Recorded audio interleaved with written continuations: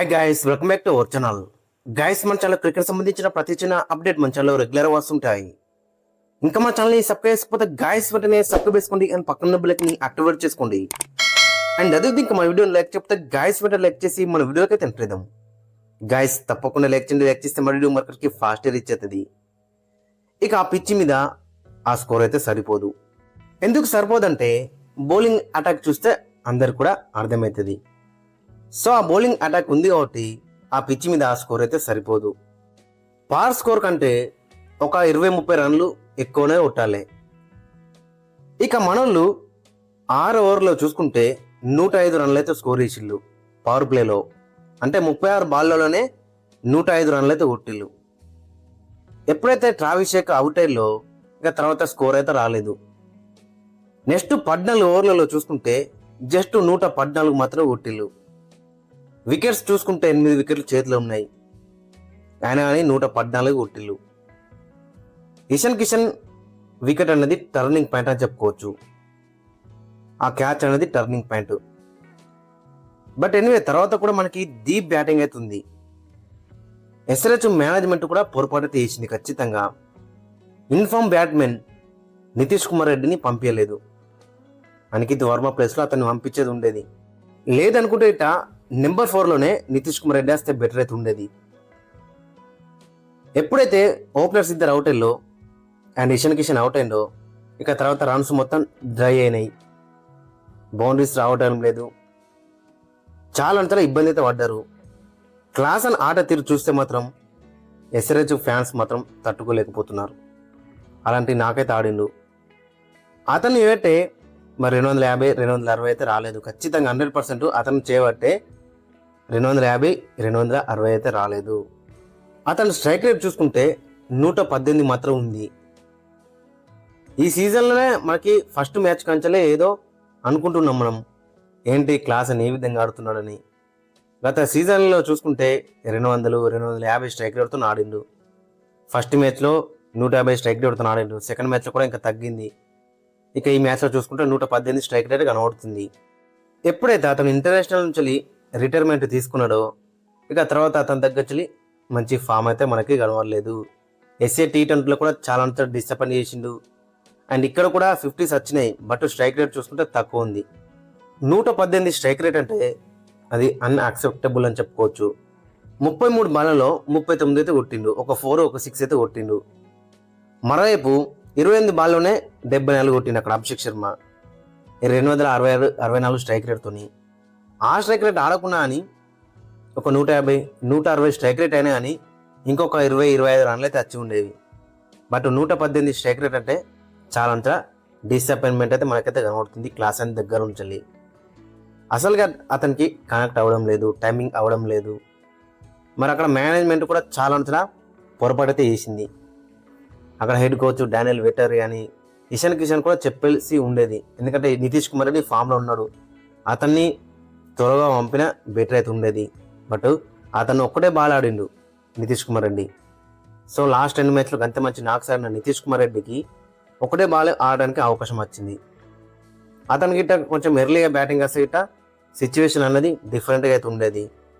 But చాలా disappointment అయితే చేసిళ్ళు, ముఖ్యంగా బ్యాటింగ్ డిపార్ట్మెంట్లో. ఆ పిచ్ మీద ఆ స్కోర్ అయితే సరిపోదు. ఎందుకంటే పంజాబ్ బ్యాటింగ్ ఆర్డర్ ఏ విధంగా ఉందో అందరూ తెలుసు. మార్క్ ఆన్సన్ దాకా బ్యాటింగ్ ఉంది, ఓపెనర్స్ చాలా స్ట్రాంగ్గా ఉన్నారు. మిడిల్ ఆర్డర్లో కూడా శ్రేయస్ అయ్యర్ అండ్ అక్కడ చూసుకుంటే నెహల్ వద్రా, శశాంక్ సింగ్, మార్కస్ స్టోయినిస్ చాలా స్ట్రాంగ్ బ్యాటింగ్ లైనప్ ఉంది. ఆ పిచ్ మీద అదైతే సరిపోదు. దట్టు మన బౌలింగ్ అటాక్ ఏ విధంగా ఉందో అందరికీ తెలిసిందే. సో కాబట్టి ఖచ్చితంగా ప్రతిసారి ఫస్ట్ బ్యాటింగ్ చేస్తే గిట్ట 20-30 రన్లు ఎక్కువనే కొట్టాలి. ఇక బౌలింగ్లో చూసుకుంటే చాలా డిసప్పాయింట్మెంట్ అయితే చేసిళ్ళు. మెయిన్గా చూసుకుంటే జయదేవ్ ఉనాద్కట్, హర్షల్ పటేల్ ఈ ఇద్దరు మాత్రం టూ మచ్ డిసప్పాయింట్ అయితే చేస్తూనే వస్తున్నారు. గత సీజన్లో అందరూ అన్నారు రాహుల్ త్రిపాఠిలు, హూడాలు సిఎస్కేకి చాలా డిసప్పాయింట్ చేసిళ్ళు. ఇప్పుడు ఎస్ఆర్హెచ్ కూడా జయదేవ్ ఉనాద్కట్లు, హర్షల్ పటేల్ ఆ విధంగానే కనబడుతున్నారు. ఎక్స్పీరియన్స్ ఉంది వీళ్ళకి, బట్ ఆ ఎగ్జిక్యూషన్ అయితే కనబడతలేదు. ఆ హాఫ్ కట్టర్స్ కానీ, లెగ్ కట్టర్స్ కానీ, ఆ స్లోవర్ బాల్స్ కూడా అక్కడ పెద్ద అయితే గ్రిప్ అయితే అవుతలేవు. మరి స్లాట్లు వేస్తున్నారు, అపోజిట్ టీం వాళ్ళైతే కొడుతున్నారు, ఈజీ అంటే ఈజీగా కొడుతున్నారు. ఫీల్డింగ్ ఒక సైడ్ పెట్టుకుంటే వీళ్ళు వేసే బాల్ మరోవైపు కొడుతున్నారు. అంటే ఫీల్డ్కి తగ్గట్టయితే మనకైతే కనబడతలేదు.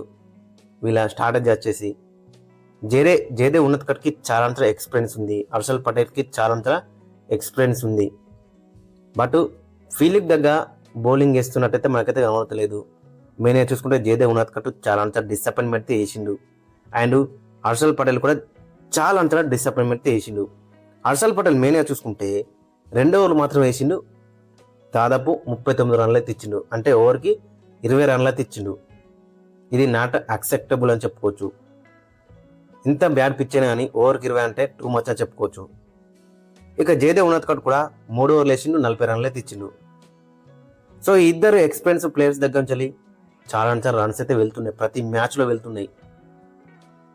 టాస్ అప్పుడు ఇషాన్ కిషన్ చెప్పిండు ఇంపాక్ట్ ప్లేయర్గా పవర్ఫుల్ ఇండియా ఆడతాడని in place of Jaydev Unadkat అని. బట్ మళ్ళీ ఏమో ఆలోచించు, మళ్ళీ జయదేవ్ ఉన్నత్కట్నే తీసుకొచ్చిళ్ళు. పర్ఫెక్ట్ ఉన్నా కానీ ఆ పేస్తోని 2-3 వికెట్లు అయితే తీసేవాడేమో, ఎందుకంటే అతని దగ్గర పేస్ ఉంది అండ్ పవర్ ప్లేలో కూడా మంచిగా బౌలింగ్ అయితే వేస్తాడు. సో ఆ స్ట్రాటజీ అయితే మిస్ అయ్యాలని చెప్పుకోవచ్చు ఖచ్చితంగా. ఓవరాల్గా చూసుకుంటే బౌలింగ్లో కానీ బ్యాటింగ్లో కానీ చాలా అంత డిసప్పాయింట్మెంట్ అయితే వేసిళ్ళు మన వాళ్ళు.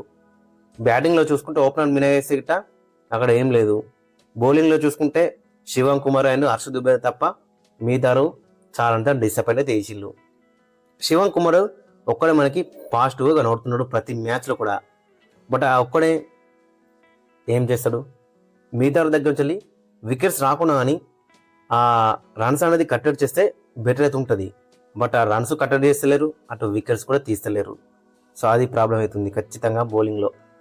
నెక్స్ట్ మ్యాచ్లో ఖచ్చితంగా శివం మావి ఉన్నాడు, పర్ఫుల్ ఇంజే ఉన్నాడు, బ్రైడన్ కర్స్ ఫిట్ అయితే అతను ఉన్నాడు. ఈ ముగ్గురిలో ఖచ్చితంగా ఇద్దరు ప్లేయింగ్ లెవెల్ ఉంటే బెటర్ అయితే ఉంటుంది. జయదేవ్ ఉన్నత్కట్ అండ్ హర్షల్ పటేల్ వాళ్ళు ప్రతి మ్యాచ్లో కూడా చాలా రన్స్ అయితే లీక్ చేస్తున్నారు. గత సీజన్లో కూడా హర్షల్ పటేల్ 2 మీద రన్స్ లీక్ చేసిండు, జయదేవ్ ఉన్నత్కట్ కూడా చాలా రన్స్ అయితే లీక్ చేసిండు. మళ్ళీ వాళ్ళనే కంటిన్యూ చేస్తున్నారు. సో కాబట్టి ఆ ఇద్దరు ప్లేస్లో ఖచ్చితంగా జయదేవ్ ఉన్నత్కట్ ప్లేస్లో శివ మావి ఆడాలి. అండ్ హర్షల్ పటేల్ ప్లేస్లో బ్రైడన్ కర్స్ ఫిట్ ఉంటే అతను ఆడితే బెటర్ అయితే ఉంటుంది. లేదు ప్యాట్ కమిన్స్ ఫిట్ ఉంటే అతను ఆడుతాడు ఖచ్చితంగా, 100% అతను ఆడతాడు. బట్ అతను లేడు కాబట్టి ఇప్పుడు ఖచ్చితంగా బ్రైడన్ కార్స్ ఆడితే బెటర్ అయితే ఉంటుంది. లేదనుకుంటే ఇంకా డొమెస్టిక్ ప్లేయర్స్ లైక్ ఓంకర్ తర్మల కానీ సాకిబ్ హుసేన్ ఉన్నాడు అండ్ పర్ఫెల్ హింజే ఉన్నాడు, అతను ఆడించిన బెటర్ అయితే ఉంటుంది. లేదనుకుంటే క్రేన్స్ ఫులేత్రా అతను కూడా మంచి మిస్టరీ బౌలర్ లెక్క కనబడుతున్నాడు, శివన్ కుమార్ లెక్కనే. సో అతన్ని ఆడించిన బెటర్ అయితే ఉంటుంది. ఇంకొక స్పిన్నర్ ఎక్స్ట్రా స్పిన్నర్తో వెళ్ళిన బెటర్ అయితే ఉంటుంది. ఎందుకంటే మనకి ఇక్కడ స్పిన్నర్సే చాలా కీగా మారుతుంటారు కాబట్టి క్రేన్స్ ఫుల్లర్తో వెళ్ళినా బెటర్ అయితే ఉంటుంది. గైస్ మరి మీకు ఒపీనియన్ అయితే కింద కామెంట్స్ అయితే మెన్షన్ చేయండి. మరి నెక్స్ట్ మ్యాచ్కి ఎస్ఆర్హెచ్ ప్లేయింగ్ లెవెన్ ఏ విధంగా ఉంటుందో బెటర్ ఉంటుందో ఖచ్చితంగా కింద కామెంట్స్ అయితే మెన్షన్ చేయండి.